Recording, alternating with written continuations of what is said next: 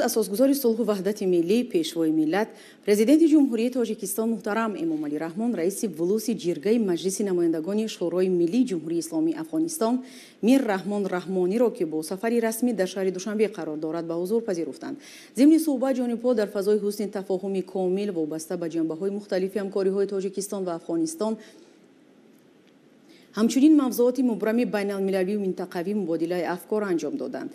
در این ضمن پیشوای ملت اهمیت همکاری بین پارلمانی را برای تحکیم بخشیدن به روابط گوناگون جنبه دو کشوری همجوار تاکید کردند. در ارتباط با وضع امروزه افغانستان جانبها بر روند مذاکرات صلحی بین افغانی که عین زمان در جریان است توجه خاص ظاهر کردند.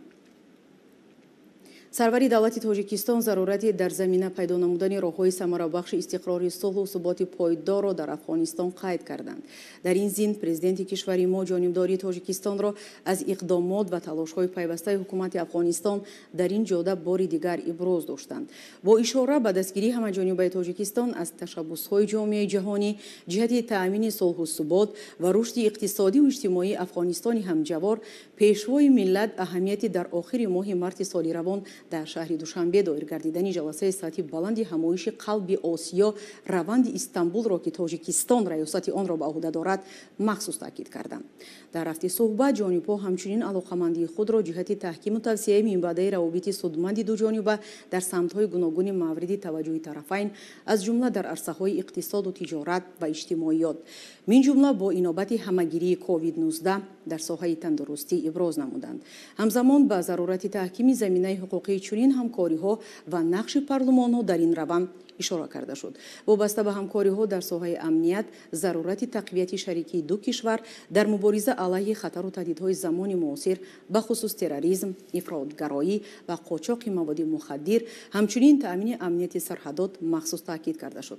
در انجام صحبت اساسگزار صلح و وحدت ملی پیشوای ملت پرزیدنت جمهوری تاجیکستان محترم امامعلی رحمان به مردم افغانستان صلح و امانی و شکوفایی و نموی روزافزون تمنا نمودند. پس از انجام ملاقات با پرزیدنت جمهوری تاجیکستان محترم امامعلی رحمان، رئیس ولوس جرگه مجلس نمایندگان شورای ملی جمهوری اسلامی افغانستان میر رحمان رحمانی سطح مناسبات همکاری و روابط بین پارلمانی میان تاجیکستان و افغانستان را به طریق ذیل شرح داد. از ملاقات جناب عالی امامعلی رحمان رئیس جمهور تاجیکستان مرخص شدیم.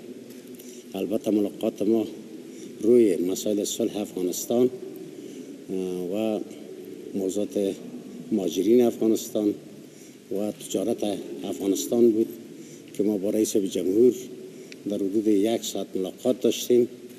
واقعا رئیس جمهور تاجیکستان گفتند که ما از پروسه صلح افغانستان حمایت میکنیم، تلاش میکنیم که تا در افغانستان صلح برقرار شود، که ما از دیدگاه و از تلاش‌های رئیس جمهور تاجیکستان حضار سپاس و قدردانی میکنیم.